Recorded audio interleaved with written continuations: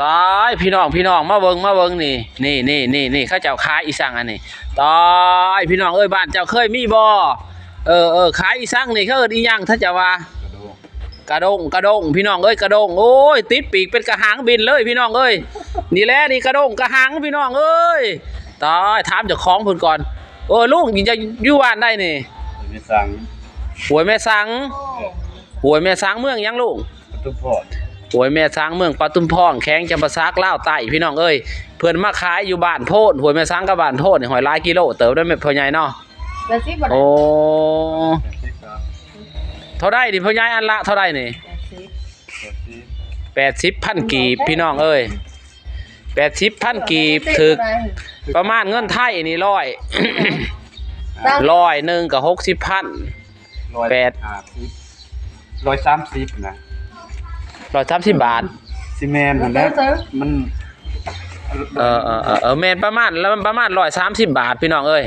130 บาทกระดงสานด้วยไม้ไผ่เด้อพี่น้องเด้อพ่อใหญ่อยู่ห้วยแม่สังเมืองปทุมพรแข้งจำปาซักลาวใต้มาขายอยู่บ้านโพนเมืองสุกุมาแข้งจำปาซักคือกันพี่น้องเอ้ยอุปจะใส่มาจักอันนี่บ่ลุงใส่มาประมาณ20นี่แหละมาเที่ยวนึงนี่ประมา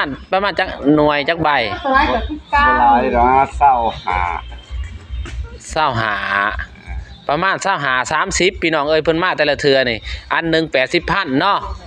ขายได้80,000กีบจะสานเองว่าพ่อใหญ่หรือว่าจะรับซื้อเข้ามาต่อสานเองแน่สื่อแน่เนาะโอ้สานเองแน่สื่อแน่พี่น้องเอ้ยเอ้าพี่น้องถ้าเห็นคลิปนี่ถ้าเห็นพ่อใหญ่นี่ไปขายอยู่จุดใดมันแก้ได้ก็อุดหนุนซอยสื่ออุดหนุนซอยเด้อพี่น้องเด้ออันนี้กระดงใส่สำหรับอีหยังหลายคนก็ว่าเฮ็ดอีสังที่ใส่อีหยังนี่กระดงนี่มันเฮ็ดแนวใดกระดงนี่เป็นลักษณะที่ได้พี่น้องเด้อใส่สำหรับฟัดเข่าเนาะเพราะว่าเข่าคนลาวเฮาจะสีเข่ามาแล้วจะใส่มาฟัดอีกแต่ว่าเดี๋ยวนี้ก็บ่ได้ฟัดเท่าไรดอกแต่ว่าตัวนี้เขาจะนำใส่ฟัดข้าวเหมาเด้อเอาไว้ในเฮือนในชาติคนลาวเฮาจะมีติดเฮือนติดชาติเอาไว้ตากปูตากป้าตากสิ้นแห้งตากอีหยังก็ได้พี่น้องเอ้ยเนาะลูกใส่ร้าน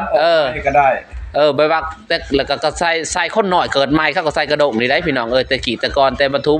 คนโบราณรุ่นเก่าคนแต่ดีนี่ก็ยังน้ำใส่อยู่อันนี้กระดงซานโดยไม้ไผ่ได้พี่น้องเด้อเห็นพ่อใหญ่เพิ่นอยู่แจได้มุมได้ก็อุดหนุนซอยเพิ่นแน่กระดงพี่น้องเอ้ยกระดงเขาเอิ้นว่ากระดงเนาะเอา